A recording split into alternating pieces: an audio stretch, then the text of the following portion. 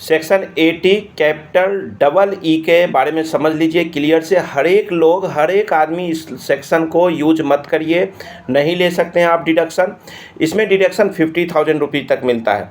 देखिए, जब आप हाउस के लिए लोन लेते हैं, होम लोन लेते हैं, तो होम लोन में आपको क्या करना होता है कि आपका जो EMI जाता है ना, उसमें जो प्रिंसिपल पार्ट होता है और इंटरेस्ट का पार्ट होता है, दो पार्ट होता है। प्रिंसिपल का पार्ट जो होता है वो आप सेक्शन 80C में कवर कर सकते हैं, ठीक है। और जो आपका इंटरेस्ट का पार्ट है वो सेक्शन 24 में इनकम फ्रॉम हाउस प्रॉपर्टी में जाके कवर होता है, और वहाँ पे आप 2 लाख रुपए तक इंटरेस्ट क्लेम कर सकते हैं। 2 लाख रुपया या actual, which ever is lower. Clear. अब जो ये सेक्शन 80 कैपिटल डबल ई है, इसका कंडीशन क्या है कि इसमें आपको 50,000 रुपये का जो डिडक्शन मिलता है ये 2 लाख से ऊपर का है, एक्स्ट्रा डिडक्शन है, ठीक है। लेकिन इसके साथ कुछ कंडीशन है।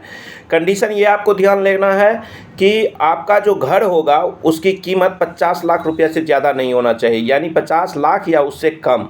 लोन अमाउंट आपको 35 लाख तक होनी चाहिए, अप टू 35 लैक्स, ठीक है। 35 लाख से ऊपर के लोन पे अगर आपके पास है तो ये सेक्शन अप्लीकेबल नहीं होने वाला है। तीसरी बात, ये सेक्शन तभी आपके ऊपर अप्लीकेबल होगा जब आपने अपना घर 1 अप्रैल 2016 से लेके 31 मार्च 2017 के बीच में लिए। और नेक्स्ट इम्पॉर्टेंट है कि जिस समय लोन सैंक्शन हो रहा है, जिस समय आप घर पे, हाउस प्रॉपर्टी पे लोन ले रहे हैं, होम लोन, उस समय आपके पास दूसरा कोई घर नहीं होना चाहिए।